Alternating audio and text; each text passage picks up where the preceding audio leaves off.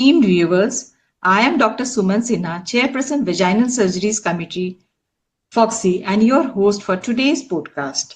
I welcome you all to the enriching Gyan Pravah, the Flow of Knowledge podcast, episode number 178, under the visionary leadership of President Fogsi, Dr. Sunita Tandulwadkar. You will find me on this platform on 25th of every month at 8 p.m. sharing with you dialogues with different faculties on different topics from educational to spirituality. ज्ञान का बहता रोजाना एक नया रंग हर रात 8 बजे जुड़िए आप फॉक्सी के संग. My greetings to two iconic figures, Dr. Sunita Tandulwadkar, our President Fogsi, and Dr. V.P. Pally, President, Society of Vaginal Surgeons of India. But before I delve deep into the conversation, I'd like to congratulate our beloved, dear President, Dr. Sunita Tandulwadkar, Madam, for her extensively successful journey of 6 months as President Fogsi. Thank you so much. My regards to you, Madam. Thank you. As you all know, the theme of our podcast today is From Innovation to Implementation. And for this, I'll be taking you through a very inspirational journey and success story of a trailblazer in the field of vaginal surgeries and pelvic floor repair, Professor Dr. Vakanal Pally, but we lovingly call him Dr. V.P. Pally. Sir is a very distinguished, immensely experienced and internationally acclaimed OB-GYN from Kerala, India. On behalf of Fogsi and myself, I welcome you, sir, for accepting our invitation and for being with us today. This Enriching Gyan Pravah series is a prestigious initiative solely conceptualized and executed by your beloved visionary leader and unstoppable force in women's health. Dr. Sunita Tandulwadkar, who holds 46,000 strong federation with unparalleled purpose and compassion. She is globally acclaimed IVF specialist and endoscopic surgeon who transformed the impact of infertility care in India.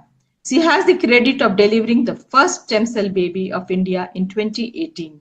She has pioneered ambition, which was nothing short of impossible. Her impact as a leader is phenomenal.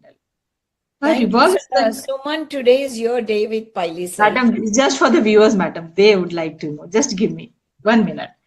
Her revolutionary Eagle project, impactful podcast series, and transformative Sampurna project on preconceptional care are all to empower women and elevate healthcare through action, science, and mentorship. Her Swasth Nari Abhiyan Yatra is gaining momentum, which carries her mission to spread awareness for breast and cervical cancer prevention from Kashmir to Kanyakumari. With her 18 books, 85 publications, and more than 100 soft talks, she is the prolific academic voice with editor-in-chief of Indian Journal of Gynecological Endoscopy. Dear Madam, I invite you to address the viewers and also to welcome our guest faculty of today. Thank you, Suman. Thank you for your kind word. And Dr. Pally, thank you so much to come on a Fogsi platform. You are always loved by each and every Fogsian, and it's honor to have you, sir. This podcast series, where 30 chairperson takes 30 days, I never knew that this will become such a memorable journey where every one of us are so geared up, and every day 8 p.m. There will be an interview of some academician, Indian, globally, or inspirational leader, and it's fantastic. I think every one of us has evolved with each passing day. So thank you, and I'm sure today it will be a different journey of a vaginal surgery from innovation. And Dr. Pally is known for his innovation. His clamps are used by everyone. Even how to hold the needle in vaginal hysterectomy he teaches during his all workshops and while operating. So those all small tips help, I think, thousands of people to mastering. So thank you so much, sir, for choosing this beautiful topic.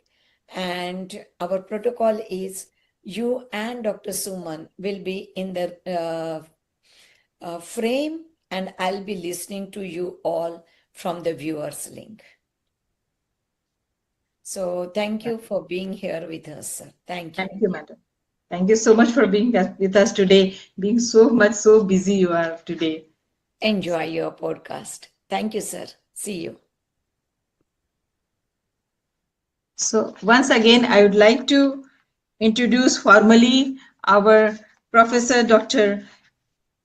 B.P. Piley, sir. He is MD, MRCOG, and FRCOG, a highly distinguished and immensely accomplished, internationally acclaimed OB-GYN with expertise in vaginal and pelvic floor repair.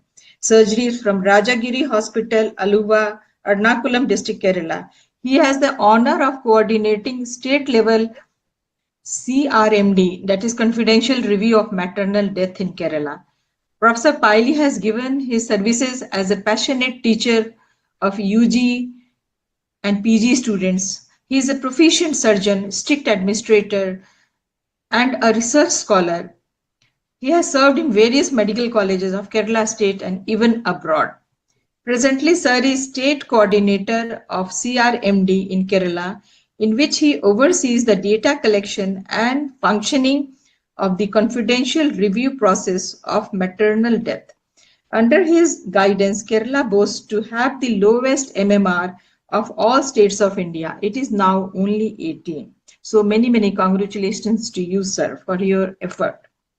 He has relevant research grants for developing patent of instruments to do clinical trial of his innovations. He received grant of rupees 49 lakhs from government to impart training to obstetricians and nurses in emergency obstetric care and life support. He was the resource person in the workshop organized by WHO in London to discuss maternal death surveillance and research in 2018. He is invited operating faculty all over India and abroad. Currently, he is the president of Society of Vaginal Surgeons of India. His passion for research and randomized trials is worth mentioning, and he has published articles in several Indian and international journals. So, sir, can we begin with the questions now? Yes, sure.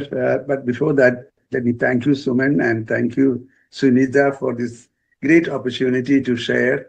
I have to put in a correction here. At the moment, I am not the state coordinator of confidential review of maternal deaths. I resigned from that post with effect from this year. So it is continuing, but at the moment, I am not. But I am the national president of the Society of Vaginal Surgeons of India. Thank you very much for this opportunity. Please go ahead. But I would like to ask a little bit about it also. So Sure. What it is people should know, how it is functioning and how. I was in that post for 20 years, so you can ask me about it. I only made a correction because at the moment it is Dr. Jyoti Chandran from Calicut, the coordinator for that. Okay, sir.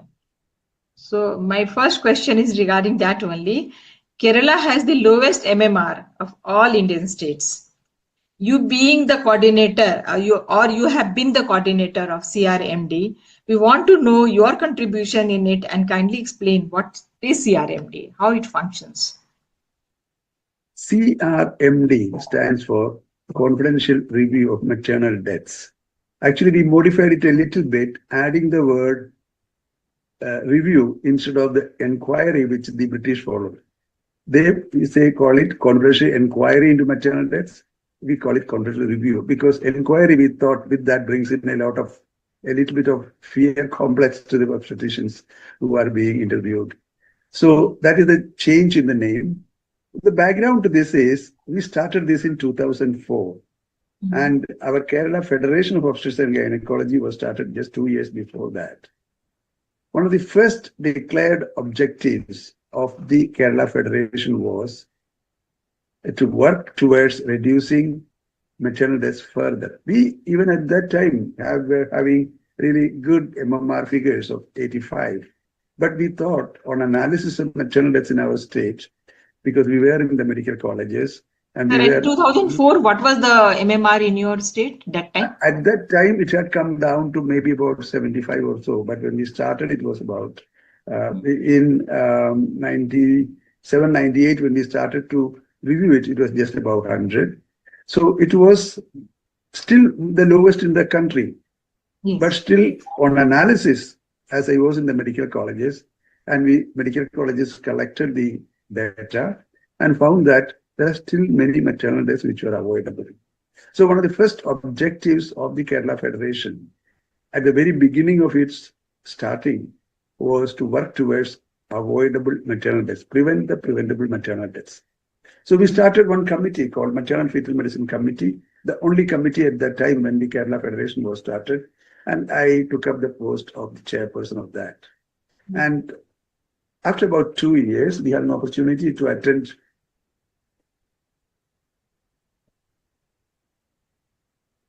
we had a chance to attend a workshop arranged by WHO, Southeast Asia Regional Organization in Delhi. And that was just to promote the different types of audit of maternal deaths. You know that there are basically 4 types. The confidential review is supposed to be the top. But before that, there is a verbal autopsy, there's a facility-based audit, there's a near-miss audit, and then the confidential review. Confidential review is possible only in centers where you have the case records. And even at that time, 2004, we had nearly 98% or 96% hospital deliveries. So records were possible. Other states and other parts of the country could not have that much. And so in that workshop, they selected 2 places to do the confidential review. One was Kerala, the other was Delhi. But I don't know what happened in Delhi, but Kerala, we continued to have another workshop with WHO support. Government of Kerala supported us, and we started the confidential review in 2004. So this is the background to it. It's actually it was done only the medical colleges, huh? Only no. That is the beauty of it, because the Kerala Federation takes together all the societies in the state. At that time, when we started, we had only, I think, 5 or 7, but now we have 15 societies. So they are not based on the medical colleges. It is district-wise. We have 14 districts and we have 15 societies at the moment. So all members of the Kerala Federation, which is a federation of the societies in the state, they are all participants to this program. In fact, actually, the whole beauty of the program is that this is done as a voluntary effort of the Kerala Federation, with, of course, the support, not financially, the administrative sanction from the government of Kerala. And that is how we do it. We don't take financial support from the government for conducting this.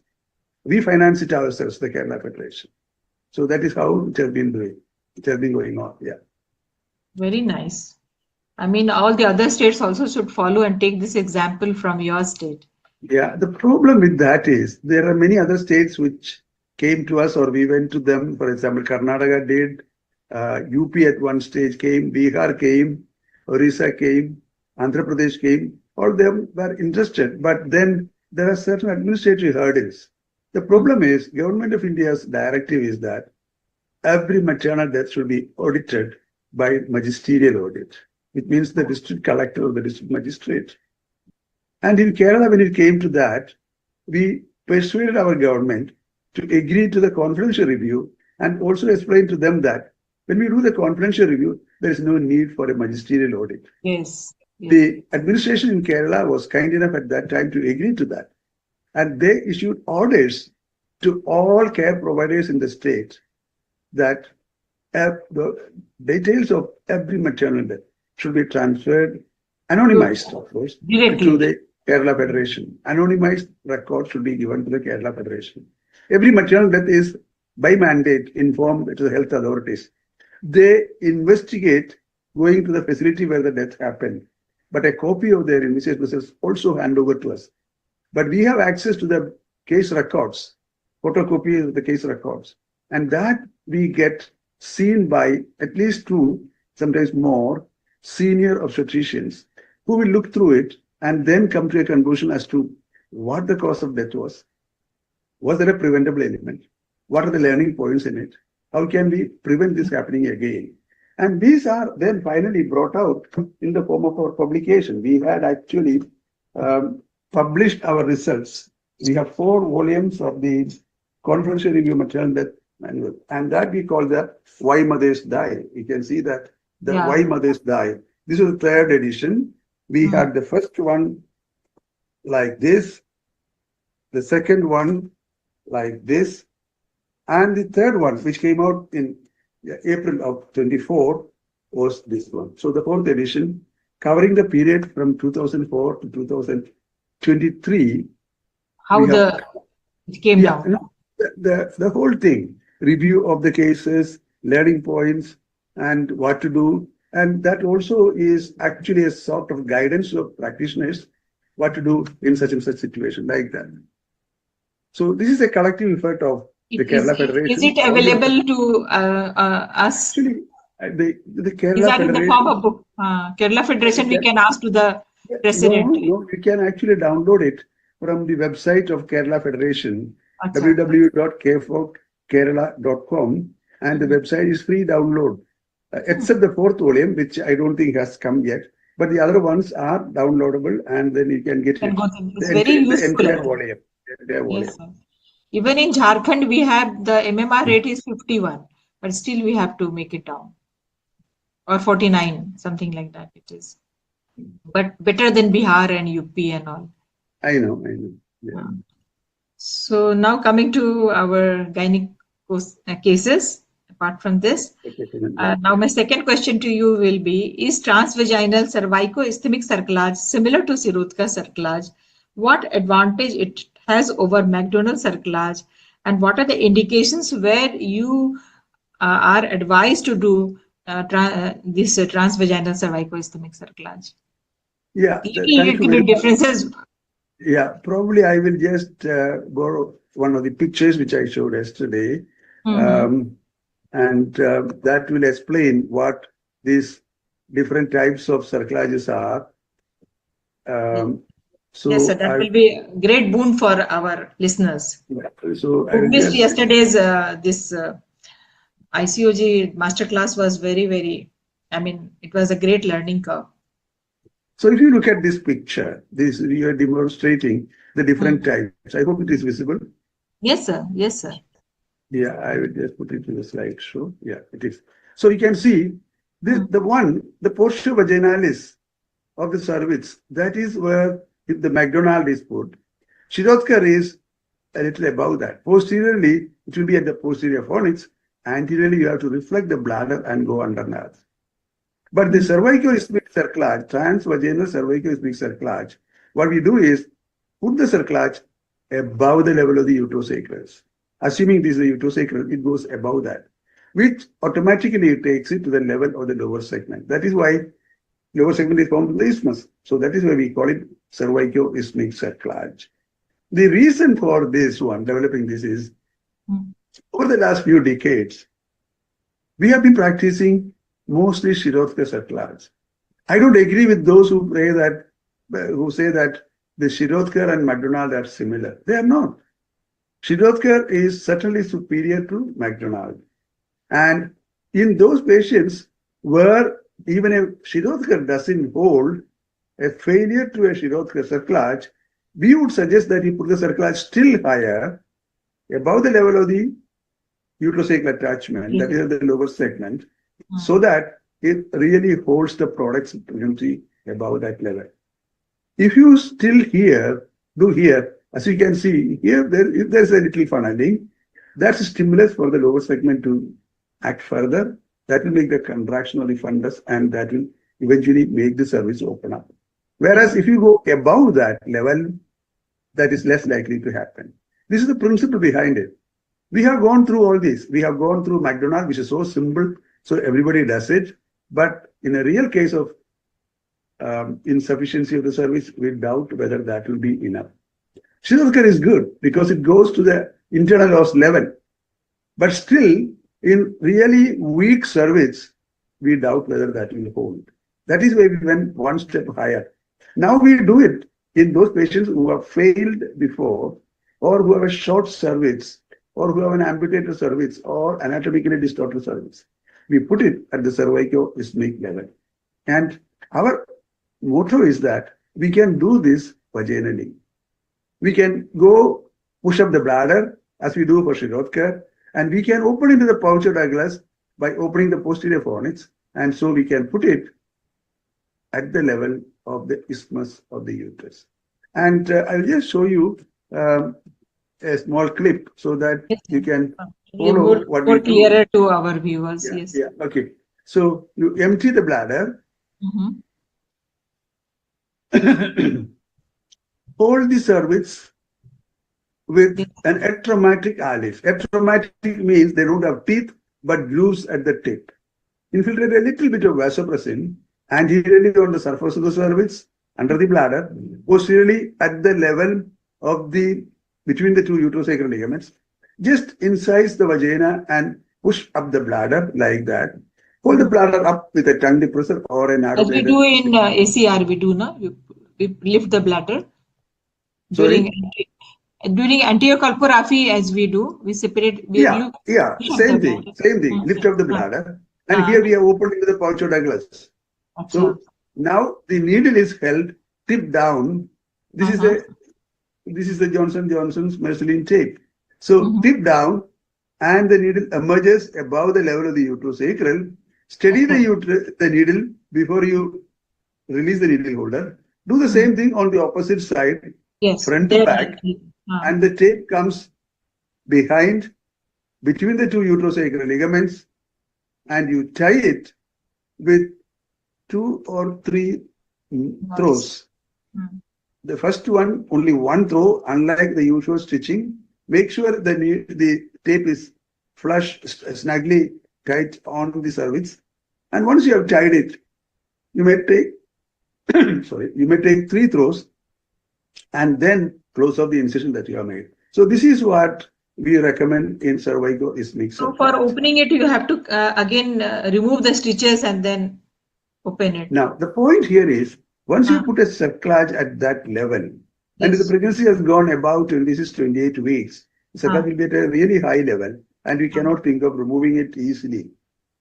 So in patients who, unfortunately, if at all it happens, we had one patient ending in an abortion out of 27, like that, if it happens, we may open the pouch again, cut open the cerclage, and then get the products out. Or if it is very early, below 10 weeks, we can even remove it without cutting off the cerclage. The products can be removed because a size 7 millimeter can easily go in even at that time. Cannula can go. When we put the cerclage, the cannula. When we put the cerclage, we should explain that the pregnancy, if it goes to viable state, she may have to have a cesarean delivery. And after the delivery, if they want further pregnancy, we can leave it there. But if they don't want further pregnancies, we can remove it at that time. So this is what we do in cervico-isthmic cerclage. Very nice. I mean, little bit of practice is needed because everybody who is doing vaginal hysterectomy, they can do it easily. But that's right. Non-descent, those who are familiar with non-descent vaginal hysterectomy, this should not be a problem. You need a little long retractor. So we should have sleek, long retractors for this. That's important.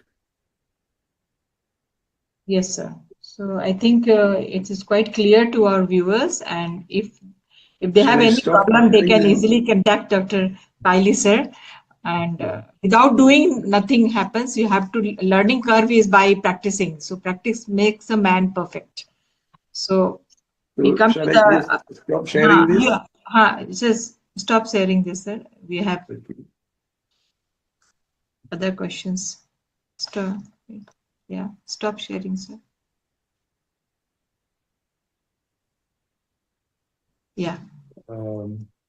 Okay, thank you.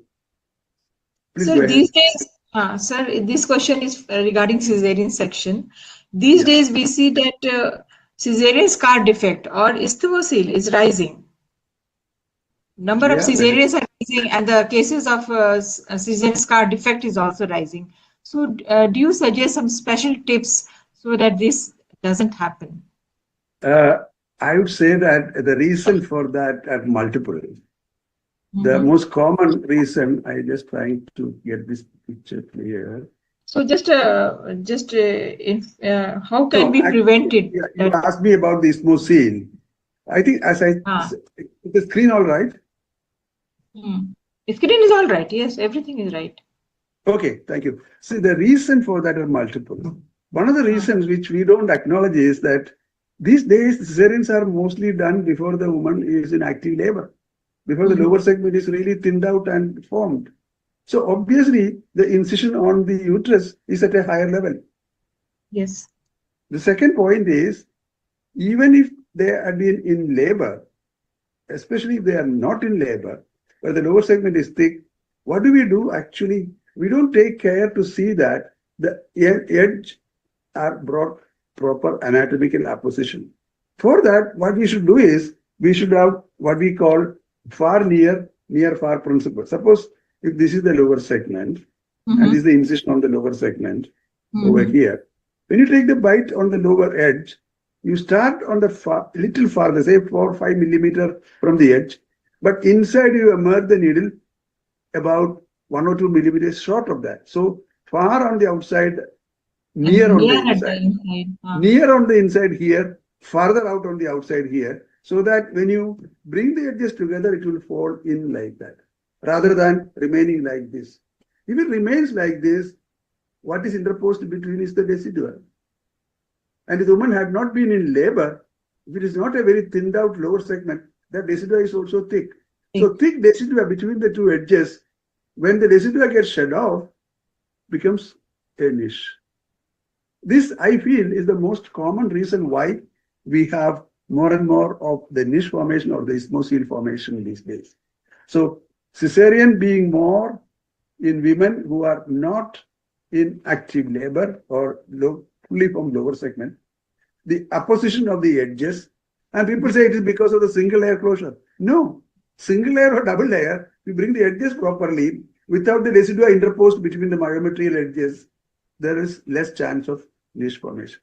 And the problems from the niche formation or the ismocele, it is at a higher level in the zone where the implantation is likely to take place. That is when it leads to placenta accreta spectrum. Whereas if it is in a very thinned out lower segment, when you make the incision, you are so lower down, and when that heals, the scar will be at a lower level, less likely for an embryo which is trying to implant to be on the scar. This is my concept about it. This is not mine own. This is there in the literature, and this is why we are getting more and more of the ismocele. What we should do is, we cannot say there is no elective cesarean, but when we approximate the edges, make sure myometrium to myometrium comes together without decidua interposed. Decidua is deeper to that. Yeah, endometrium we have to leave. So there will be no gap between the two when it heals. That is what I would suggest. So you have to take proper care during giving the sutures, making the two flaps of the uterine incision. Without decidua interposed, you bring the myometrium lower and upper, then less likely to have a niche. Of course, whenever there is a scar, there will be a little depression if you look from inside. But that is different from the niche formation. Niche formation is very thin. This is it is connected with the skin incision above. And discharge and everything comes out from that place. No, that is different. The ismocele doesn't have anything to come to the skin, but that will collect menstrual blood. And I will just show you the case which we did today. That's very interesting. Which I thought I raised this question because everybody is having confusion that ismocele is that just like scar ectopic thing. It is, what is the difference between scar ectopic and isthmus? Yeah, I'll come to that in a minute. If you look at this patient, he did the hysterectomy today, just bisection. I don't know whether we can see it clearly. What you see over here is a huge ismocele. Huge ismocele. I haven't made a slide of that. So it is looking at it. Huge ismocele over here. What had happened was, this lady who had 2 cesareans before, she had the uterus plastered to the anti-abdominal wall. So it's a very stretched lower segment, and they very thinned out anterior wall at the level of the previous cesarean scar, and it became an isthmosile. What happens when an isthmosile occurs is, during menstruation, this is like a pouch. It's like a pouch. So, can we make this bigger? Yeah. Is it okay now? Yeah. The isthmosile, can you see now? What? I can see you. The screen is okay? Yes, we can see only you.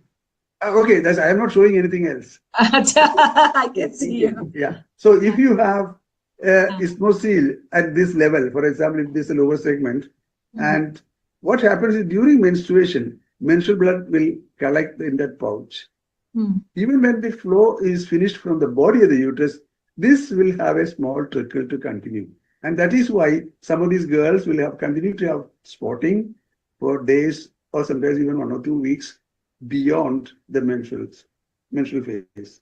So that is the main problem. Second thing is, if it is an area where the implantation can take place, if you remember the embryology, we see that to start with, the trophoblasts go all around. The primordial villi are all over. Those villi which are stuck to the scar area, they will not yield and give away. So the reformation of the placenta finally, that area stays. From the rest of the residua, especially the residua capsularis, the villi will go. So you get a placenta which is attached there, further supplying the fetus and later becoming a placenta accreta spectrum. But isthmosile, if it is very big and very thinned out, of course, then it can have the collected blood bulge, pushing up the serosa if it is there, pushing up the bladder if it is there, like that. But that is not the same as scar ectopy. When the pregnancy occurs and implantation occurs in that scar, then it becomes a scar ectopy. Yes, very clear, sir. This was very important to understand the difference between the two. So I hope our viewers, it is quite clear. So it is the scar ectopic is different and the isthmosile or the scar niche is different. So, sir, what are your indigenous inventions? Would like to know about each of them one by one. So first I would like to ask you, so what is the role of iota clamp? Yeah, actually, this is again out of necessity. All our innovations are out of necessity. To prevent maternal death. 5-6 time, when we actually came out with our first edition of the Why Mothers Die, for analysis, we found that the number of patients suffering from placenta accreta spectrum is slowly creeping up. At that time, cesarean section rate in the state was only in the, say, 20-30%. Now the average is 40%. So at that time, we were getting more and more patients coming back with placenta accreta spectrum. In fact, per year, about 4 to 5 mothers were lost because of that. So we looked up, what can we do about it? The Western advice to tackle this problem was not possible for us. There, for example, in the UK, the practice was you'll have designated centers. Only there, the patient with a placenta accreta spectrum will go and have the baby. In Kerala, every other nook and corner, there is a hospital, maybe a small one, there's a big one. Everybody will start to manage this. And that is when it ended up in a maternal death. Because a placenta perfida, if a small community health center or a taluk hospital tries to manage that without enough expertise and blood, you are sure to lose. So we looked up, how can we overcome this problem? Taking into account the realities of our state, where we did not have blood bank in every delivery point. We did not have experienced surgeons except in the medical colleges. So we wanted to find out a method of tackling it. So the example of the developed countries was not good for us. We cannot have a vascular surgeon in every delivery point. Yes. So we then worked out how can we control the blood flow to that area. And we thought we will just occlude the blood vessel that is supplying that. Obviously, first we thought it may be the internal iliac ligation, because that supplies the uterine arteries. So went on to do internal iliac ligation before tackling the placenta. But still she was bleeding. Because the placenta has come out of the uterus, then it will draw blood from the anterior abdominal wall, which is supplied by the inferior epigastric, which is a branch from the external iliac. So by tying the internal iliac, you won't stop the bleeding. So then we thought, why not we occlude the common iliac, which will take care of the inferior epigastric as well as the uterine. And we first developed this clamp as a common iliac artery clamp. So this clamp that we are showing you here, the peculiarity is, if you can see it, it has got a gap in the middle. Here, there is a space there. So even if we have the aorta clamped with this, the aorta will not undergo necrosis. That is the idea of leaving this gap here. Because if you crush the aorta for some time, say even say half an hour, the vasa vasorum, if that is compressed, and the blood vessel at that time was not supplying that vessel wall, later on that area will dilate, become an aneurysm, and she has a problem. So that is why we deliberately developed this clamp with a gap like that. No other vascular clamp is going like that. And what we suggested was, if you have, for example, a model like this here, if you have a Babcock,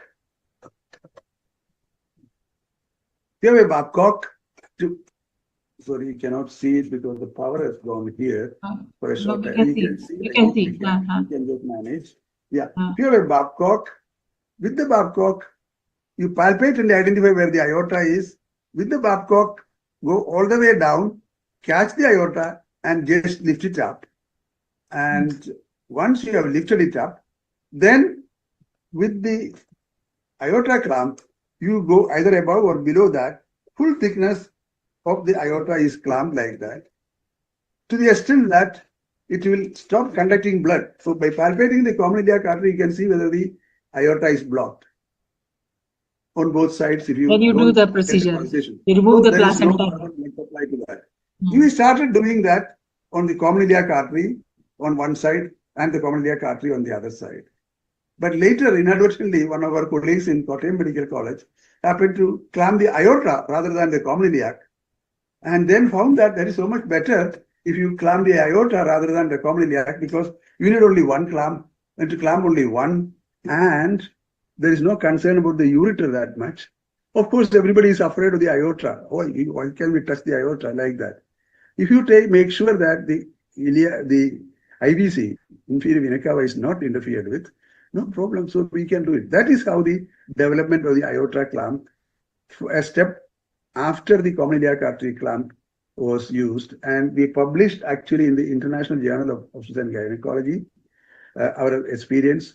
And now this is practically every center in the state is using this when they are dealing with placenta accreta spectrum.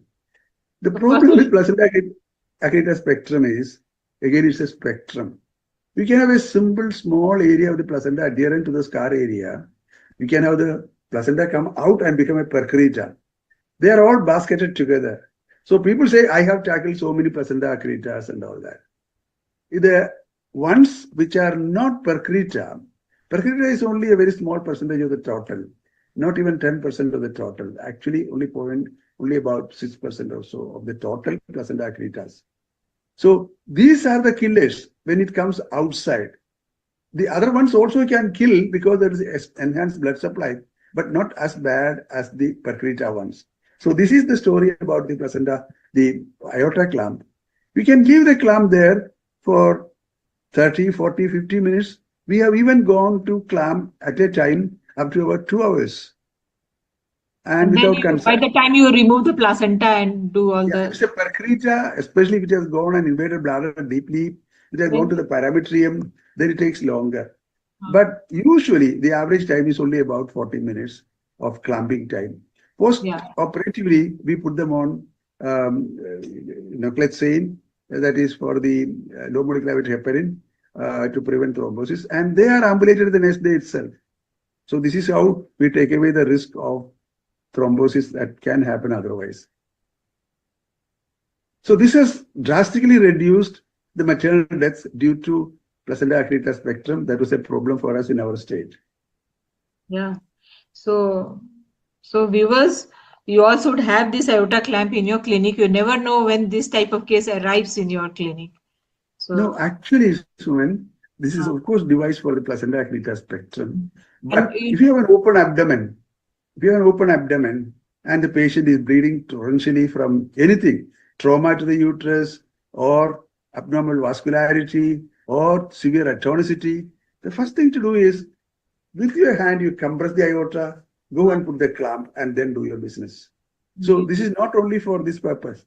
And when I presented it in the beginning, our oncology colleague said that we need it more than you because every other day we are dealing with pelvic vasculature, which can be difficult to manage. So anywhere you want to control the blood flow to the pelvis, we can use this. Yes, sir. In the end, we like to have your number to be displayed on the screen so that every viewers will have a note of it. Sure. Okay. So now there's one transvaginal uterine artery clamp. When do you use it? Actually, the development of the transvaginal urinary clamp happened almost parallel or just little after our colleague from Kerala, Dr. Samartha Ram, came out with the suggestion that we can make the uterus contract by suction. So he developed different types of cannula which can be introduced into the uterine cavity. And once you apply suction, the whole uterus will collapse onto that. It will become rigid and the blood flow through the myometrium will stop. This is the principle of suction tamponade. Suction, it will make the uterus rigid, contracted, and bleeding will stop. But this is happening in the upper segment. These days, with more and more of induction of labor, use of prostaglandins, there is the entity called lower segment PPH, where the upper segment will be contracted and hard, but still she will bleed from the lower segment. So we thought the safest way here is, why not we occlude the uterine arteries? To occlude the uterine artery, we developed at that time what we call the transvaginal urinary clamp. The tip of it is bent like that, so that the idea is you can introduce this through the vagina, one blade go into the cervical canal and the other blade into the lateral fornix. But once you have gone to the lateral fornix, you still push it further and clamp it over there, so that the blood supply through the uterine artery, when you do it on both sides, 3 o'clock and 9 o'clock, the uterine artery is both blocked. So once you take away the blood supply with the uterine artery, the lower segment and the upper segment, both are devoid of blood supply and the bleeding will stop. So what we now do is, sorry, your question we did not hear. My question is that you have clamped both the uterine arteries. Both. What will happen? Will the uterus contract or not? Because uterus will lose its tone, but there will be no bleeding. So after that, you don't expect the uterus to be rigid, hard like that. It will lose some degree of tone, but the bleeding will stop. That is what we want, isn't it? So you occlude the uterine arteries with the transvaginal uterine artery clamp. And here, this also, usually we clasp it like that for about 30 minutes. But you can leave it longer. The concern that many people have is, what will happen to the ureter, which is so close to the uterine artery? If you occlude like that, ureter also may get closed. What I suggest is, there's no problem, even if you occlude the ureter for some time, because it's not going to traumatize the ureter. As you can see here,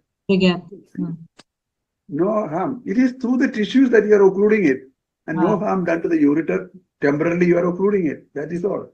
So this is how the transvaginal urinary clamp was developed.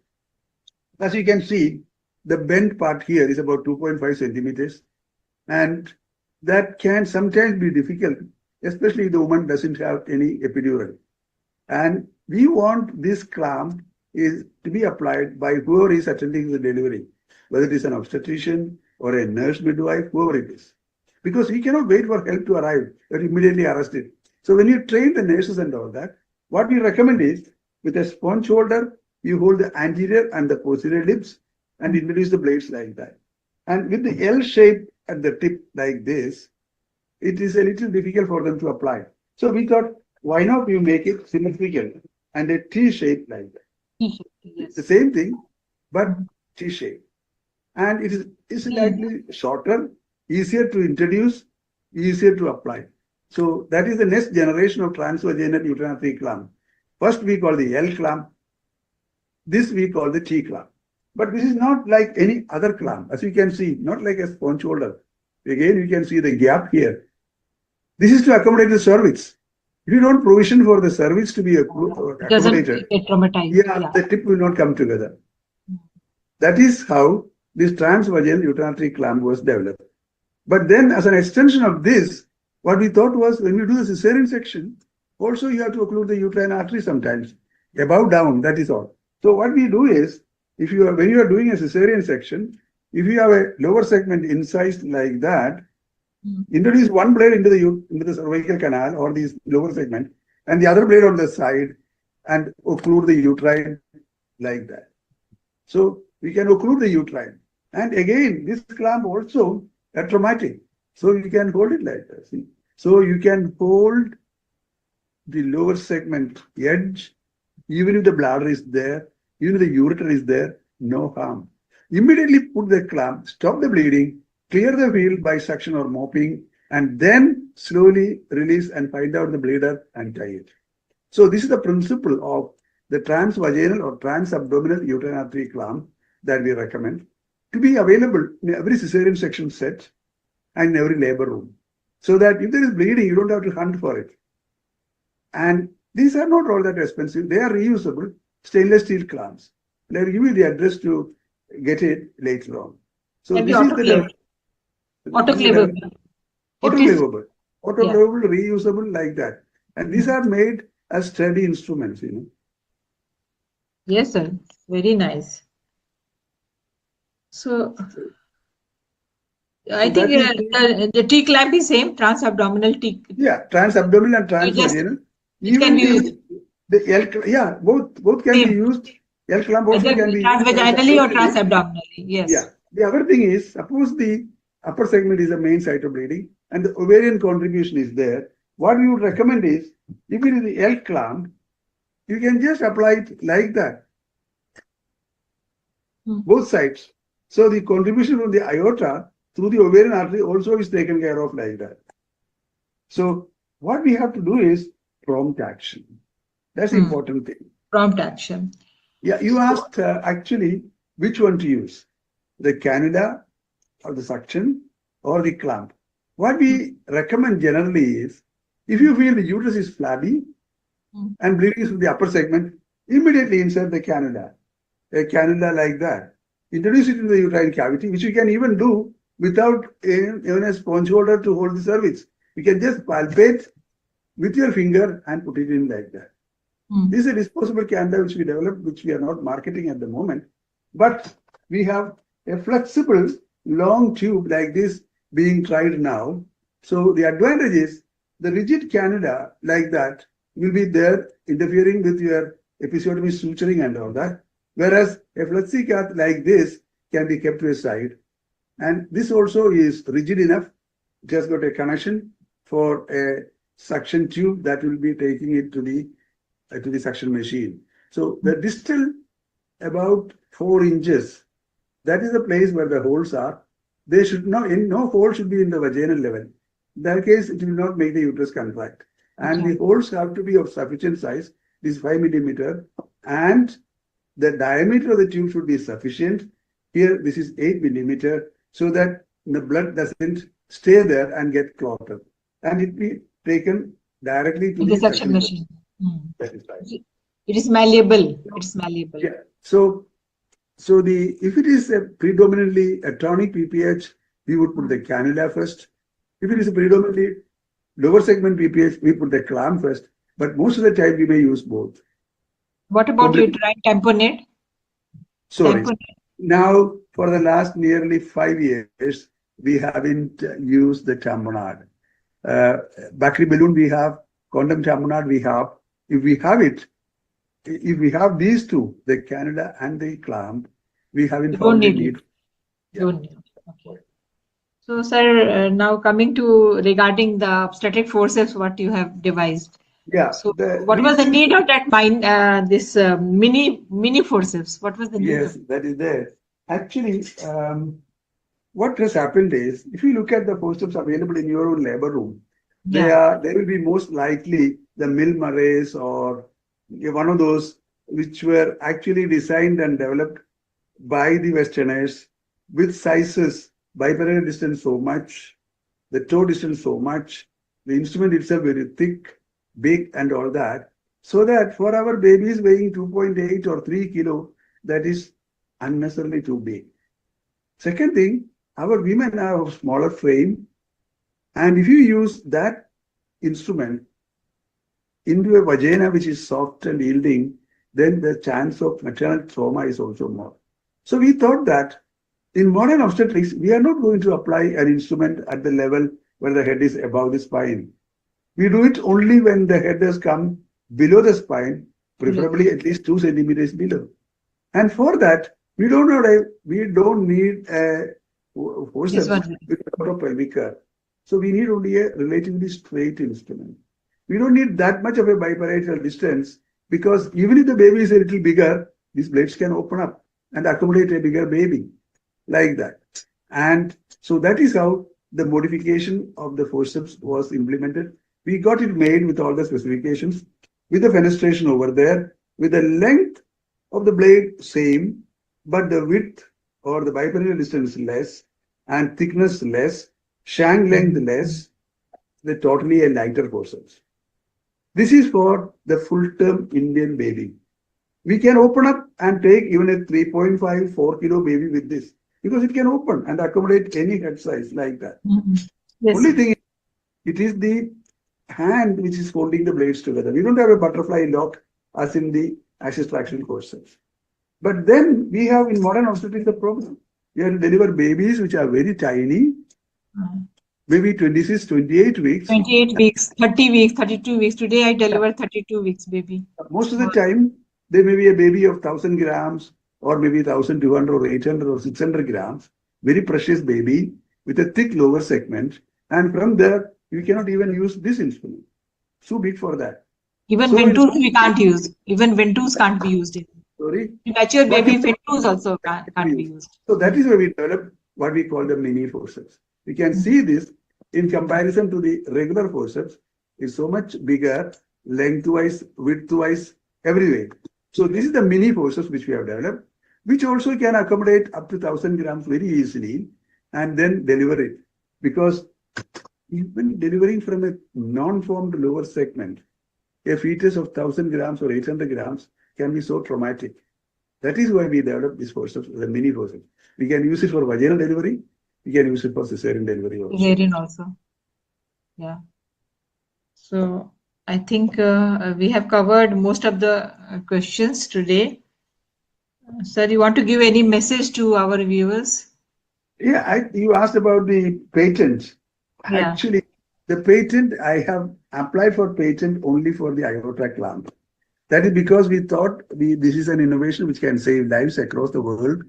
And so we wanted to apply for patent. Indian patent we already got, but we thought we will have international patent, but then it's so expensive.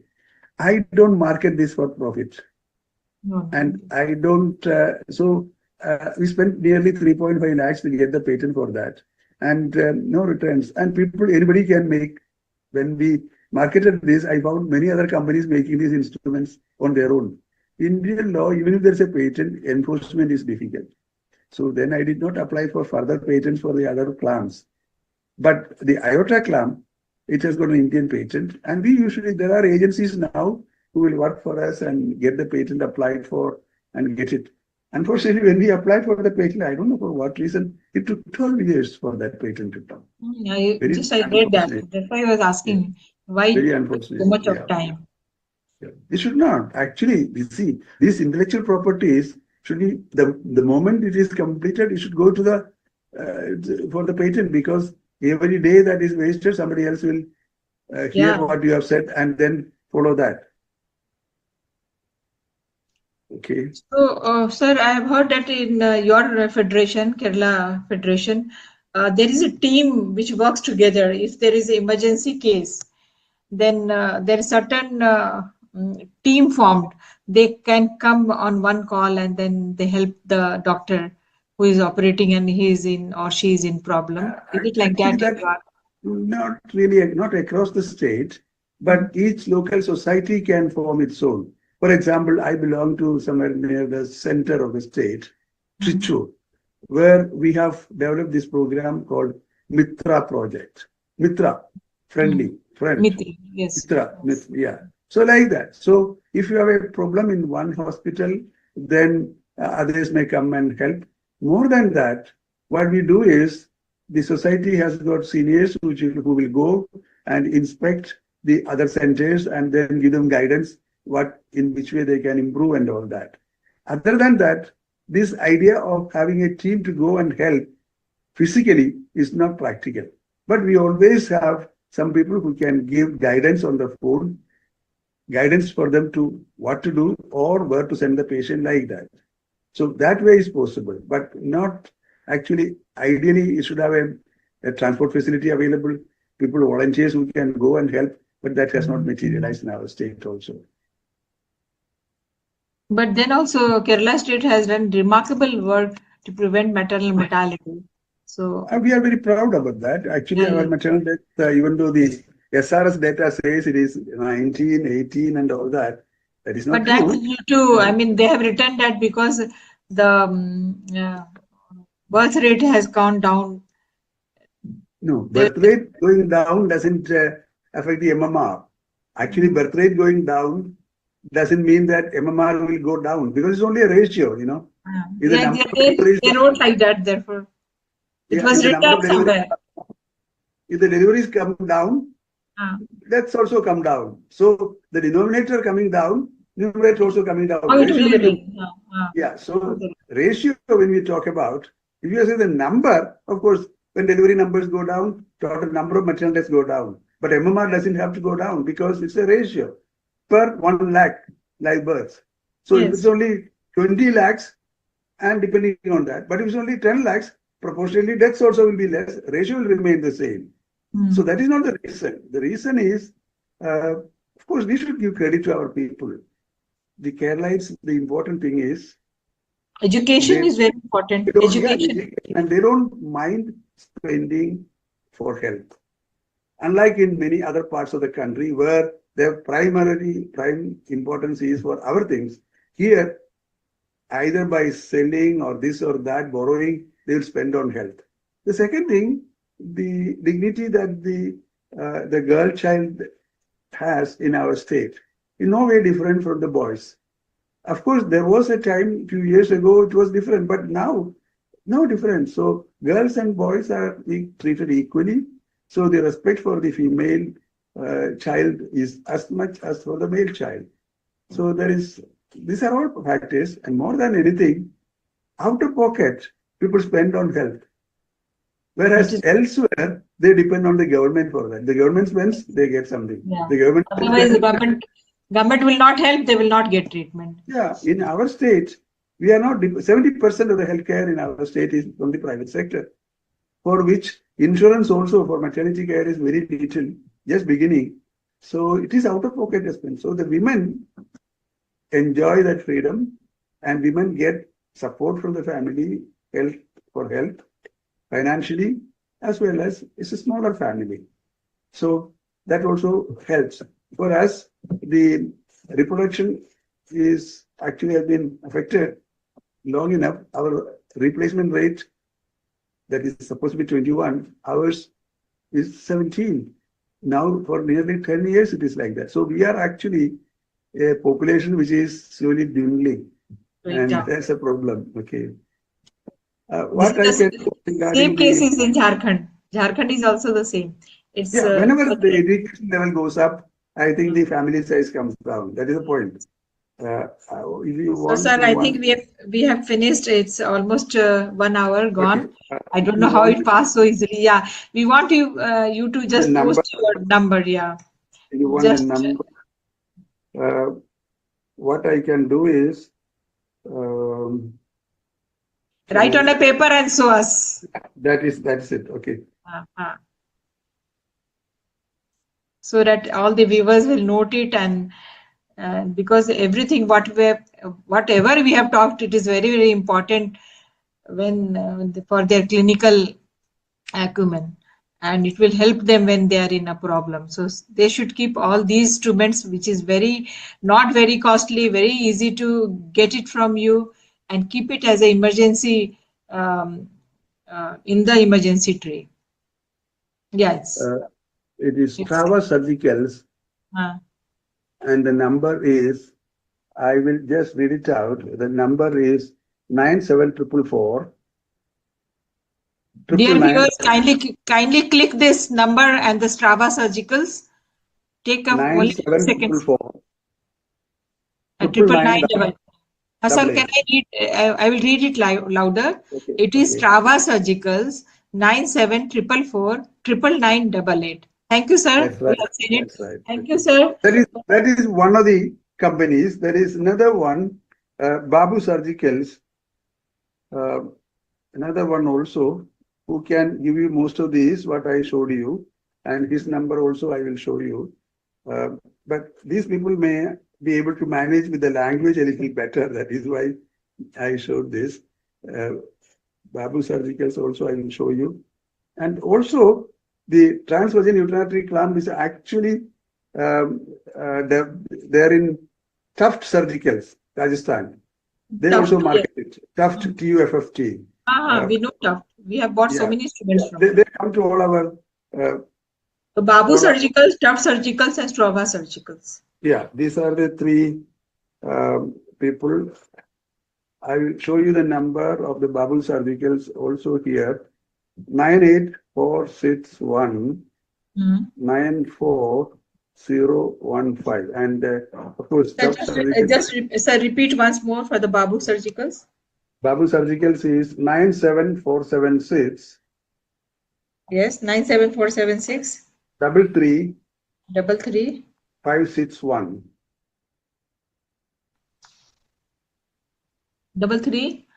561.